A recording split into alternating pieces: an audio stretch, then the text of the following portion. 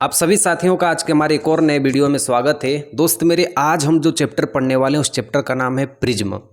और इस चैप्टर से सिर्फ हमें एक क्वेश्चन एग्जाम में देखने को मिलता है, सिर्फ एक ही एग्जाम में दिया जाता है, वो है प्रिज्म द्वारा प्रकाश का वर्ण विक्षेपण।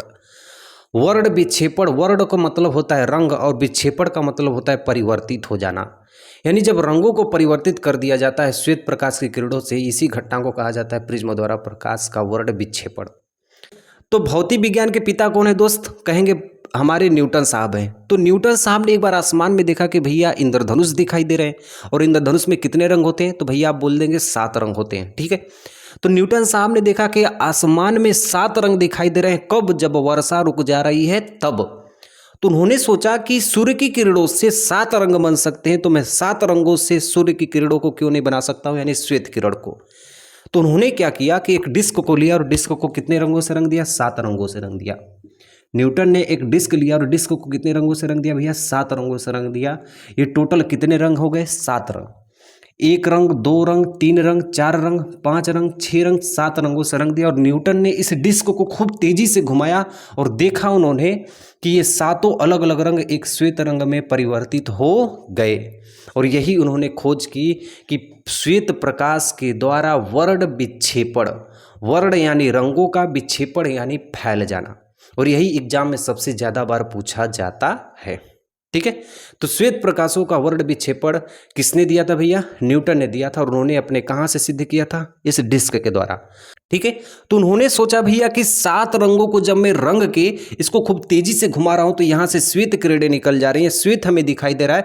इसलिए वो सोचे कि मैं श्वेत प्रकाश की किरण को यदि एक प्रिज्म बना देता हूं जिसमें 2 समतल पृष्ठ और बीच में पारदर्शी माध्यम हो, तो हमें 7 रंग में दिखाई देगा। और इसी को कहते हैं प्रकाश का वर्ण विक्षेपण। ठीक है, तो उन्होंने क्या ले लिया भैया? एक प्रिज्म ले लिया। इन्होंने क्या ले लिया? एक प्रिज्म ले लिया। ये वाला पृष्ठ भी समतल था, ये वाला पृष्ठ भी क्या था? समतल था। ये वाला पृष्ठ भी क्या था? समतल था। और इसके बीच में कौन सा माध्यम था? पारदर्शी माध्यम था, जिसमें प्रकाश आर पार दिखाई दे दे। और यहां से उन्होंने एक श्वेत प्रकाश की किरण को भेजा। कौन सी प्रकाश की किरण है भैया? श्वेत प्रकाश की किरण है, श्वेत प्रकाश की किरण है। ठीक है, और ये अपवर्तन होने के बाद प्रिज्म के आधार की ओर झुक गई। ये प्रिज्म का आधार कहलाएगा। तो जैसे ही अपवर्तन हुई, ये प्रिज्म के आधार की ओर झुक गई और इसमें 7 रंगे विभक्त हो गई।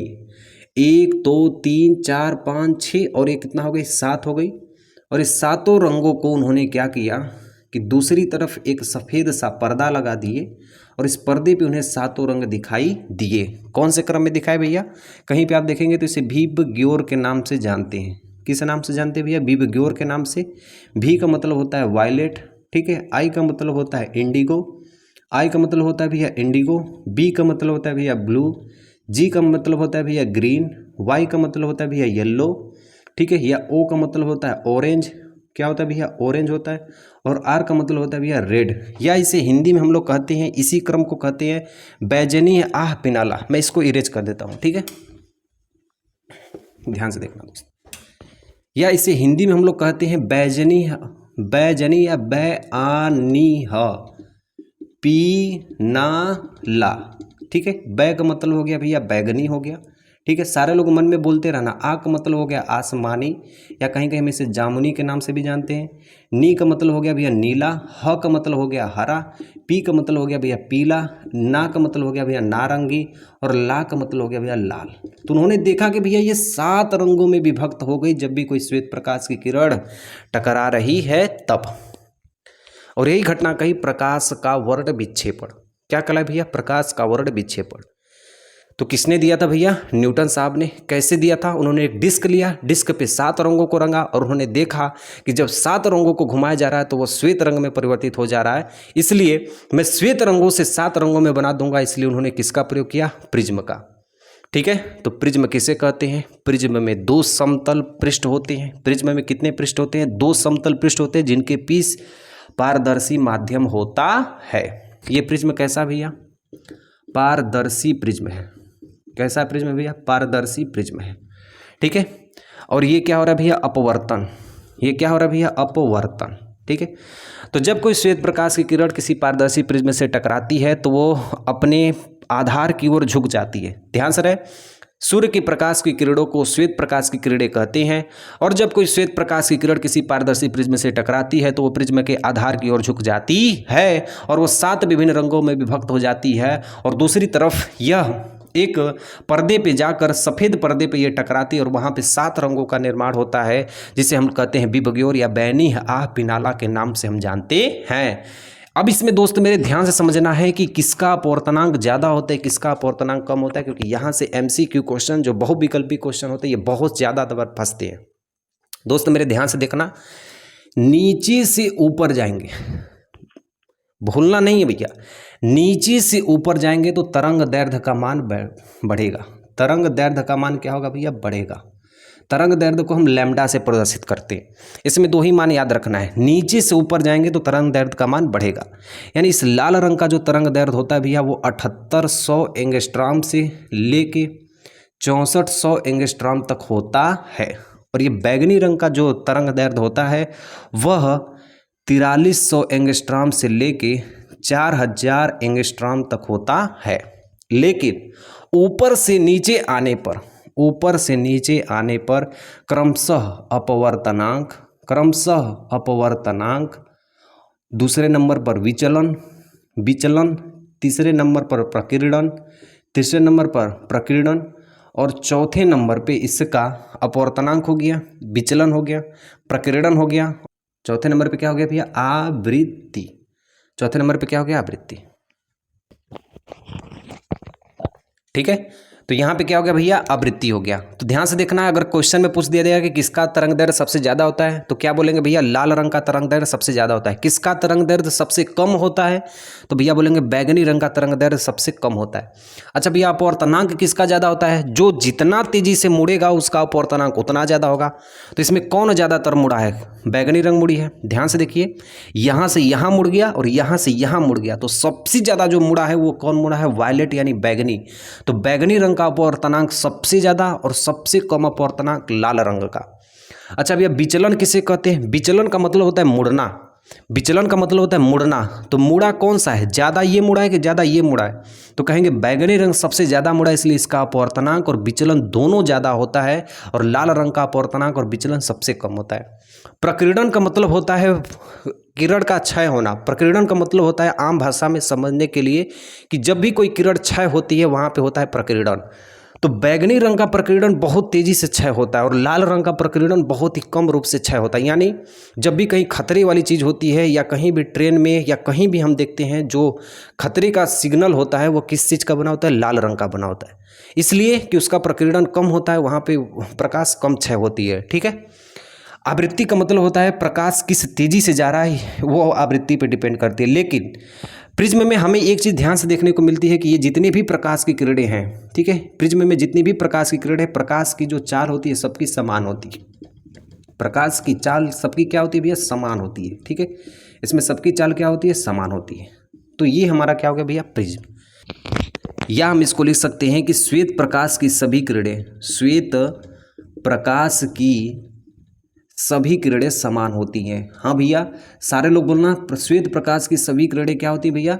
समान होती हैं। ठीक है, तो कोई भी यहाँ से क्वेश्चन बनेगा तो आपसे कभी भी दिक्कत नहीं होने की दोस्त मेरे। यदि मैं आपसे पूछी किसका अपवर्तनांक ज़्यादा होता है? बैगनी रंग का। किसका विचलन कम होता है? लाल रंग का। किसका प्रकीर्णन ज़्यादा होता है? बैगनी रंग का। किसका आवृत्ति ज़्यादा होती है? बैगनी रंग। ये जितना भी चीज़ है ये चारों का चारों मान बैगनी रंग का ज़्यादा होता है, सिवाय तरंग दैर्ध्य बैगनी का क्या होता है? कम होता है। ठीक है, तो ध्यान से बात नहीं है। न्यूटन साहब ने आसमान में देखा, उन्होंने इंद्रधनुष को देखा, उन्होंने सोचा कि भैया इंद्रधनुष में 7 रंग है श्वेत प्रकाश की किरण से, तो क्यों ना मैं 7 रंगों को ऐसे तरीके से बनाऊं जिससे हमें श्वेत प्रकाश की किरणें हो जाए। तो न्यूटन ने एक डिस्क लिया और डिस्क को 7 रंग से उन्होंने क्या किया? इसको 7 अलग अलग रंगों से इन्होंने रंग दिया और उसको खूब तेज़ी से घुमाया, और जब तेज़ी से घुमाया तो उसमें श्वेत प्रकाश की किरणें निकल गई। वो डिस्क कैसा दिखाई देने लगा? सफ़ेद दिखाई देने लगा।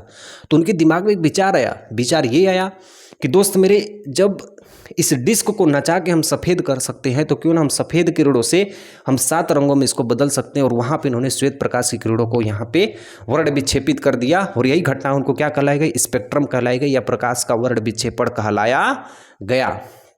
और यही एग्जाम में पूछा जाता है। क्या पूछा जाता है दोस्त मेरे?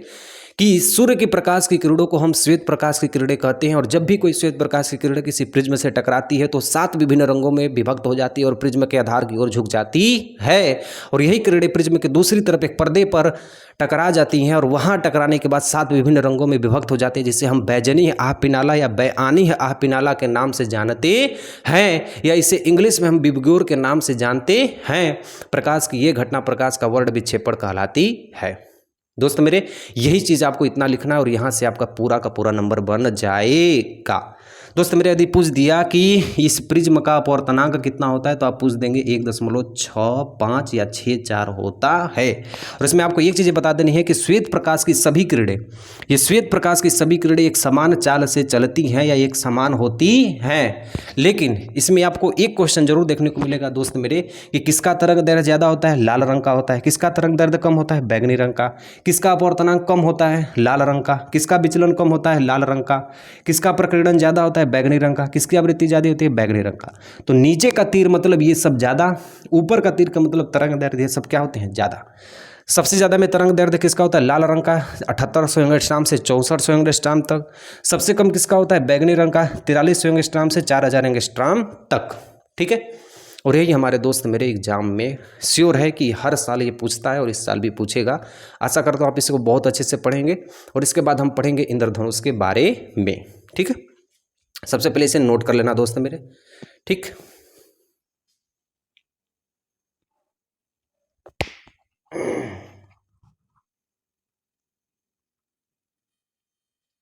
ठीक है, यहां तक हो गया। अब हम पढ़ेंगे दोस्त मेरे इंद्रधनुष का निर्माण और इंद्रधनुष कैसे होता है।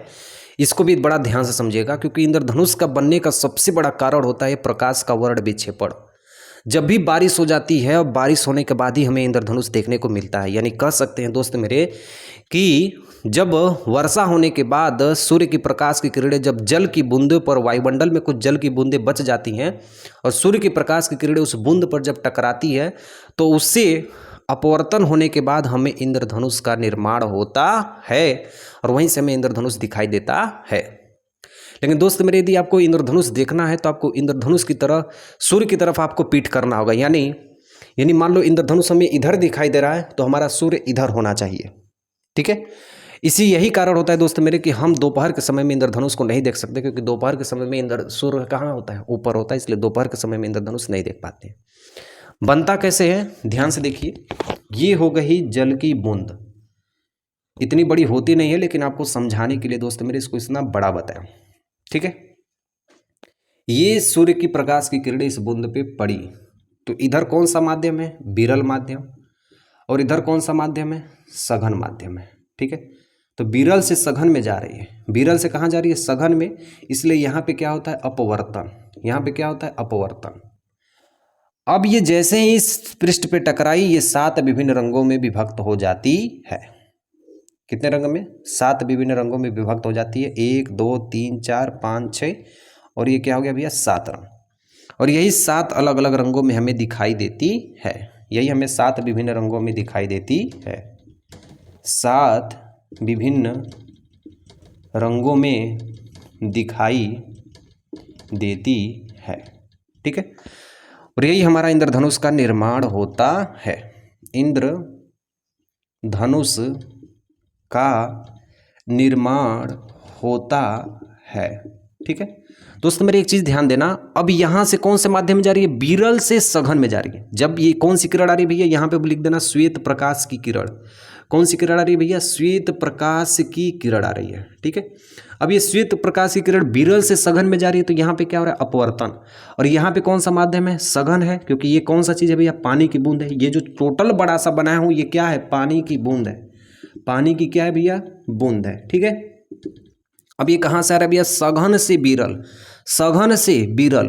और सघन से विरल आ रहा है तो यहाँ पे हो रहा है भैया पूर्ण आंतरिक परावर्तन, पूर्ण आंतरिक परावर्तन।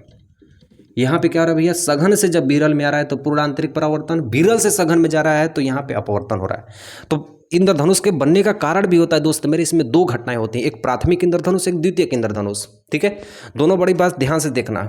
इंद्रधनुष 2 प्रकार के होते हैं, इंद्रधनुष 2 प्रकार के होते हैं। एक होता है भैया प्राथमिक, एक होते क्या भैया प्राथमिक, एक होता है भैया द्वितीयक। ठीक है, प्राथमिक एक होता है द्वितीयक।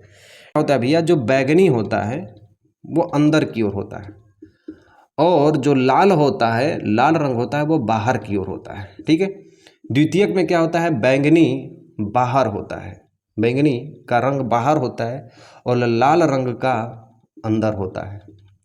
इसको याद रखने के लिए ट्रिक है दोस्त, मतलब ब से ब, तो बैंगनी बाहर होता है किसमें, द्वितीयक में, और लाल कहाँ होता है भैया, अंदर की ओर होता है। और प्राथमिक इंद्रधनुष में क्या होता है, बैंगनी अंदर की ओर होता है और लाल रंग कहाँ होता है, बाहर की ओर होता है। प्राथमिक इंद्रधनुष को देखने के लिए हमारे आंखों से 42 डिग्री होना चाहिए, और द्वितीयक इंद्रधनुष देखने के लिए हमारे आंखों से 52 डिग्री होना चाहिए।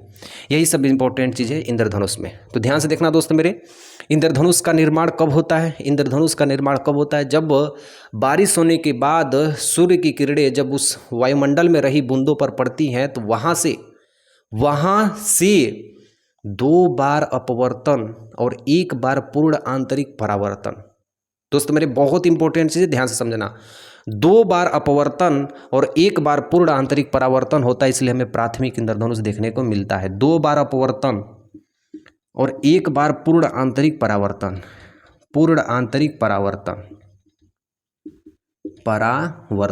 जब होता है तो हमें प्राथमिक इंद्रधनुष देखने को मिलता है। प्राथमिक यानी जो हम लोग इंद्रधनुष देखते हैं वो ज़्यादातर यही देखने को मिलता है, इसलिए हम इसे कहते हैं प्राथमिक इंद्रधनुष। द्वितीयक इंद्रधनुष बहुत ही कम बार दिखाई देता है, इसलिए इसे हम द्वितीयक इंद्रधनुष के नाम से जानते हैं। दोस्तों मेरे यहाँ पे ये 2 बार अपवर्तन होगा, जब द्वितीयक इंद्रधनुष बनेगा यहाँ पे 2 बार अपवर्तन होगा और 2 बार पूर्ण आंतरिक परावर्तन होगा।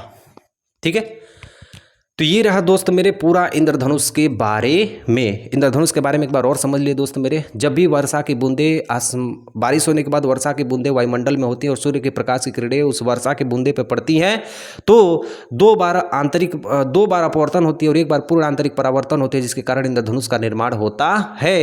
लेकिन इंद्रधनुष का निर्माण 2 कारणों के द्वारा होता है, एक प्राथमिक इंद्रधनुष, एक द्वितीयक इंद्रधनुष।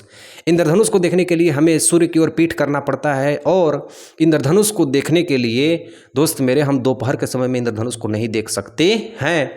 इंद्रधनुष के ये मान लीजिए वर्षा की बूंदें हैं और यहाँ विरल से सघन में आ रही है, तो श्वेत प्रकाश की किरणें पहले अपवर्तित होगी और यहाँ से जैसे टकराएगी 7 विभिन्न रंगों में विभक्त हो जाती है, जिसे पूर्ण आंतरिक परावर्तन कहते हैं, क्योंकि यहाँ से सघन से कहाँ जाती है भैया, विरल में जाती है, सघन से विरल में, सघन से विरल में। ठीक है, तो यहाँ पे क्या होता है भैया, इंद्रधनुष का निर्माण होता है और ये 7 विभिन्न रंगों में दिखाई देती है। ठीक है, अगर आपको कहेंगे भैया कि हम इंद्रधनुष देखते हैं लेकिन हमें 7 रंग में दिखाई नहीं देती, लेकिन वास्तव में वो 7 रंग होती है, लेकिन हमारे नग्न आंखों से पूरी तरीके से दिखाई नहीं देती है। तो ये दोस्तों मेरे इंद्रधनुष से, इसके बारे में पूरा अच्छी तरीके से नोट कर लीजिए।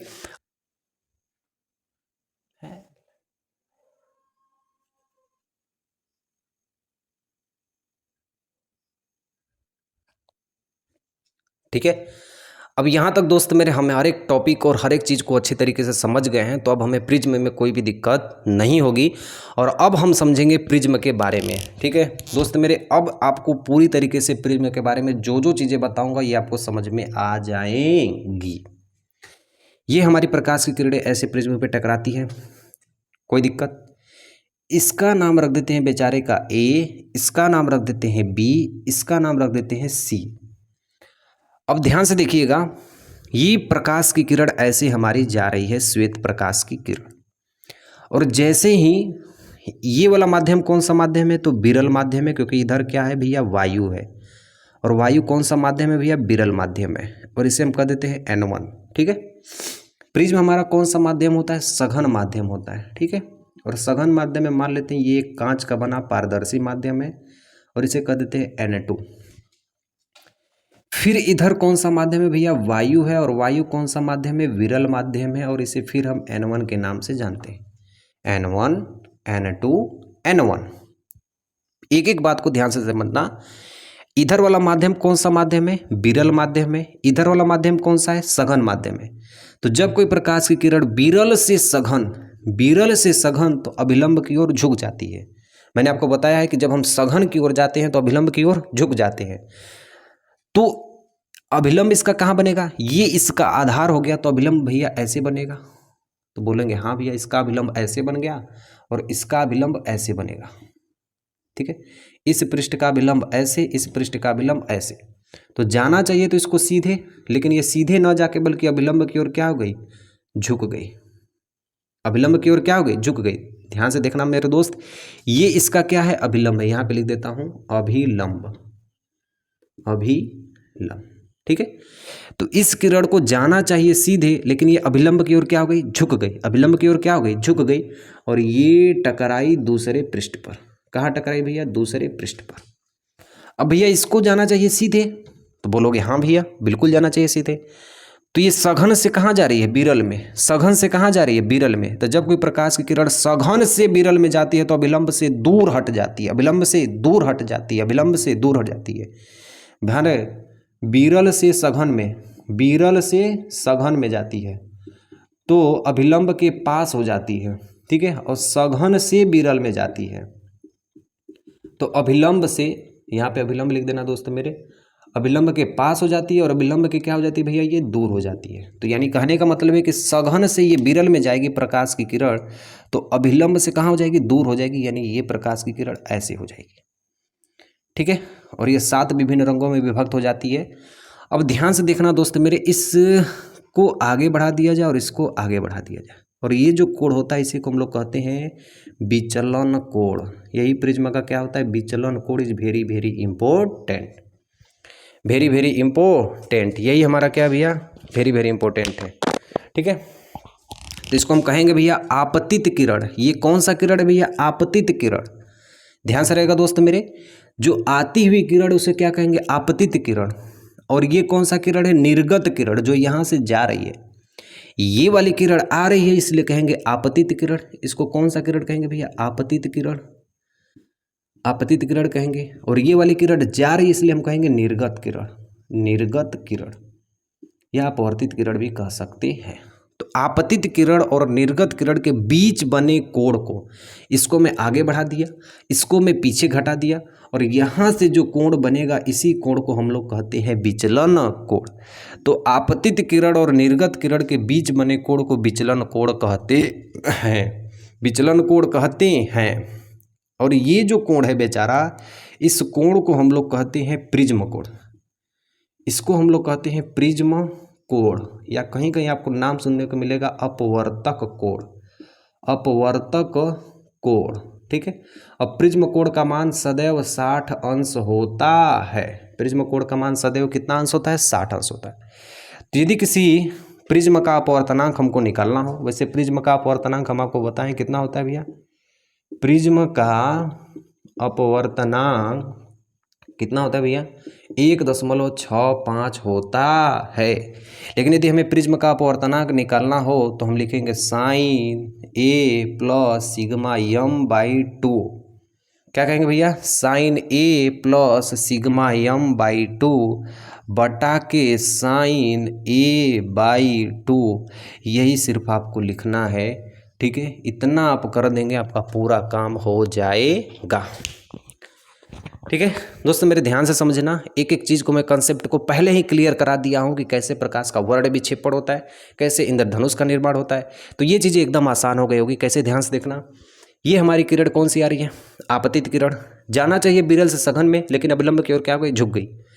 इसका अभिलंब ये बनेगा, इसका अभिलंब ये बनेगा, कोई दिक्कत नहीं है। तो जब कि प्रकाश की किरण विरल से सघन में जाती है तो अभिलंब की ओर झुक जाती है, और जब कि प्रकाश की किरण सघन से विरल में जाती है तो अभिलंब से दूर हट जाती है। तो यहाँ विरल से सघन में गई इसलिए अभिलंब की ओर झुक गई। इसका अभिलंब ये है इसलिए अभिलंब की ओर क्या हो गई, झुक गई। सघन से विरल में गई है तो अभिलंब से दूर हट गई है। इसका अभिलंब ये है, अभिलंब से क्या हो गई है, दूर हट गई है। और इन दोनों बीच के कोण, आपतित किरण और निर्गत किरण के बीच के कोण को हम लोग कहते हैं विचलन कोण। तो परिभाषा लिख लेना दोस्त मेरे मुंह से जो निकल रहा है, क्या लिखेंगे, आपतित किरण और निर्गत किरण के बीच बने कोण को हम विचलन कोण कहते हैं। इसे सिग्मा से प्रदर्शित करते हैं या इसे डेल्टा के नाम से भी जानते हैं, डेल्टा को या दोस्त मेरे सिग्मा को, ठीक है, ठीक। और ये वाला जो हमको दिखाई दे रहा है कोण, इस कोण को हम लोग प्रिज्म कोण कहते हैं, ठीक है। तो यहाँ पे लिख लेना दोस्त मेरे, इसको हम लोग कहते हैं विचलन कोण। क्या कहते हैं, विचलन कोण, ठीक है। और ए को हम लोग कहते हैं प्रिज्म कोण। क्या कहते हैं, प्रिज्म कोण। और ये जो चीज़ें हैं म्यू बनाया हूँ ऐसे, इसको कहते हैं अपवर्तनांक। इसको क्या कहते हैं, अपवर्तनांक, ठीक है। और बाकी इसमें कुछ भी दिक्कत नहीं है। अगर आपको लिखना होगा तो इसको कोण आई लिख सकते हैं, आपतित किरण, ठीक है।